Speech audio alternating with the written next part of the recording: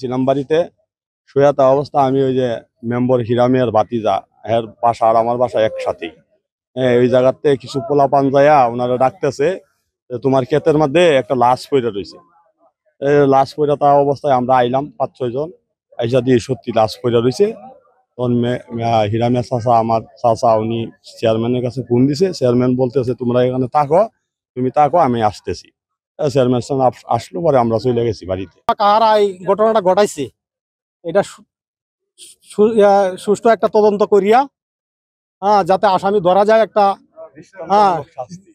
একটা কঠিন শাস্তির আওতায় যাতে আনা হয়। ভোর সকাল 7টা বাজে আমি দোকানে যখন আসছি পরে আমাদের বারদার গনি মার্কেট, তখন আসলে ওই বারাইটা হুন্ডার যে আরো ছেলেরা আছে বলতেছে যে আপনার বিয়ের ছেলেরা পাওয়া যাইতেছে না। তুমি কি কস? ও তো পারা মারে আমি কিছু ও তো পারা মারে, তো তাহলে ওরা তো পাইতেছে না। তো আমিও দুপুরের দিকে এই দোকান বন্ধ করে বাড়িতে গেছি। বাড়িতে যখন ভাত খাইছি তখন আমার এক ছোট ভাই বউ নেটের মাধ্যমে দেখি যে এই ব্যাপার, এই চন্দ্রা এই লাশটা পড়ে রয়েছে। তখন আমি তাড়াতাড়ি আবার মোটরসাইকেল নিয়ে এনে আসছি। এটা দিয়ে তো ঘটনা সত্য। বলতেছে রুবেলের আম্মা আইসি, রুবেল তো রাত্রে ভাড়া নিয়ে গেছিল, এখনো তো আসে নাই। ওই যে আত্মীয় স্বজনের বাড়িতে গেছে ভাড়া নিয়ে, তাইলে ফোন বন্ধ হলে চার্জ নাই, তাহলে আয়া পড়বো। আচ্ছা আইলাম, তারপরে বাড়িতে গেলাম, আমার ওয়াইফে ফোন দিছে, ফোন দিয়ে কথা বলতেছে। বাড়িতে গেলাম, পরে আমার এক মামা আছে আকাশ, হ্যাঁ ফোন দিয়ে বলতেছে মামা এই রুবেল ভাইয়ের তো মার্ডার হয়েছে, এই যে বন্ধের মাঝখানে সন্ধ্যা ফালায় রাখছে, লাশটা নেওয়া লাগবে। এই পরে আইলাম। তার নাম হইলো মোহাম্মদ রুবেল মিয়া। সে আমার দোকানে 1 ঘন্টা বসে আছেন। কটার দিকে বসে ছিল? এই সময় আনুমানিক 12টা 10 বা 15 বাজে। এই পর্যন্ত বয়ে তারপরে সে ঘুরতে বাইরে হয়েছে, আমি দোকান বন্ধ করে আলছি। তারপর কি কি ছিল? তারপর একটা লাল জামা ছিল আর কালো একটা প্যান্ট ছিল। 12টার পরে ও রাত্রে তো মোটরসাইকেল চালায়, মোটরসাইকেলে ভাড়া মারে।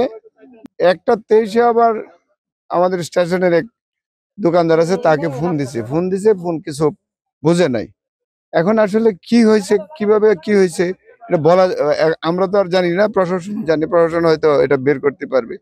কিন্তু আমাদের এলাকার দাবি হলো এই ছেলেটা খুবই শিক্ষিত ছিল, খুব দরিদ্র ফ্যামিলির ছিল। বাড়িতে আইছি, আইলে বাদে রান্না বাড়া করছে বই, আমরা 3 জন একসাথে খাইছি।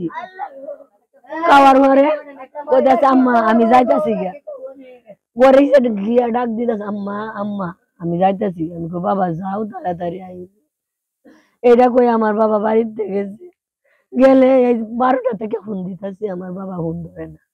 এই যে ফোন দিতেছে, ফোন আর ধরে না। ফোন দিতে দিতে 3টা বাজে, তাও আমার বাবা ফোন ধরে না। বাদে উঠছি, উঠতে আইরা 4টে মতো আবার ফোন দিছি, তো আমার বাবা ফোন ধরে না। ফোন ডাকছি বইটা কল ঢুকতেছে, ফোন ধরে না। ধরার পরে 4টার পরে আজানটা দিতে মোবাইলটা বন্ধ হয়ে গেলে আমি সকালে উঠছি। উঠতে হয় আমি স্টেশন বাজারে গেছি, ইয়া সবার কাছে যাচাই করছি রুবেলটা তোমরা কেউ দেখছো? কেউ দেখছে 10টার সময়, কেউ দেখছে 9টার সময়, কেউ দেখছে 11টার সময়। বাদে আমি মুদি বাজারে গেছি, গেলে একটা চার দোকানও গেছি। চার দোকানের ভাইয়ের কাছে দেখছি, ভাই আমার রুবেলটা দেখছিলা? কহ রুবেলটা আমি দেখছি, রুবেলে ভাড়া লয়ে গেছে। আমি কই বাবা ভাই কই ভাড়া লয়ে গেছে? বাদে এই জায়গাটার কথা কি জায়গা জামদলা বাজারও একটা ছেলে লয়ে গেছে। কয়টার দিক দিয়ে গেছে? 12:30টার দিক দিয়ে গেছে। গেলে আমি আনতে আসছি, আমাদের সবার কাছে আমি জিজ্ঞাসা, আবার আমার ওদের জামদলা বাজারও গেছে ভাড়া লয়ে, তুমি তো জানো? কেউ জানে না। আমাদের তালাশি লইতে লইতে একটা বাজে বাজে আমি থানাত গেছি। আমি থানাওয়ালার কাছে কইছি, থানাওয়ালা সিসি ক্যামেরা হিট করে দেখছে একটা হুন্টার জায়গা ঢুকছে, হুন্টারের মানুষ যেটা চিনুন যাচ্ছে না, গুইলা হুন্টাটাকে ঢুকছে দেখছে। দেওয়ার পরে বাদে থানাওয়ালা এসছে, মামলা লেখছে, লেয়ার পরে বাদে আমার নাম্বার একটা হুন গেছে। থানা থাকতে থাকতে একটা হুন গেছে, একটা লাশ আছে, একটা লাশ হয়ে গেছে। আমি সূক্ষ্ম বিচার চাই, আমার বাবারে গেলাম মারছে, আমি এই লোকটিকে দেখতাম চাই।